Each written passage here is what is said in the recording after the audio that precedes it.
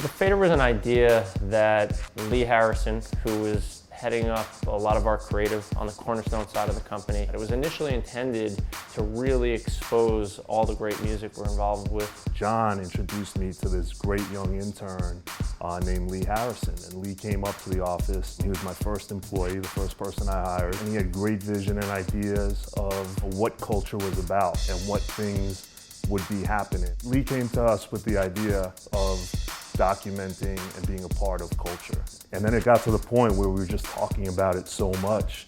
And I literally said to Lee, we need to just either do this magazine or never talk about it again. I think that was on a Thursday. I think Sunday we had the magazine done.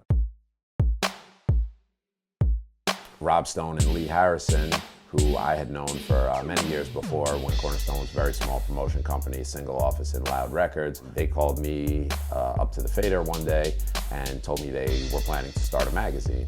The way it was explained to me was that the FADER would be a trade magazine focused towards urban DJs. We would get Flex, who was the most powerful DJ at the time, and we would just ask the question, is FunkMaster Flex the most powerful DJ in the world? Flex, The Tunnel, Hot 97 really led like the world in what they listened to in hip hop, and especially DJs in what other DJs played.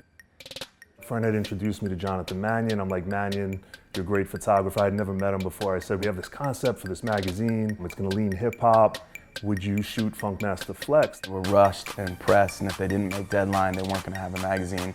So I literally shot it on the side of the building at my lab on 30th in Lexington with Funk Flex, and I was throwing rolls up to my lab who was processing on the second floor to have it back by the evening to be able to go to press and like lay it out and just have that humble offering of issue 1. It was, let's just make this the coolest thing that we think is cool. And I remember when it hit, the response was overwhelming because you never know when you put something out. We broke every rule. That attracted creative talent. People are like, what the hell are these guys doing? That was one thing that really led to opening ourselves up to the creative community. We continue to make it up as we go along, and I think that's what makes FADER great. The fact that we don't come from that business is a big part of our success.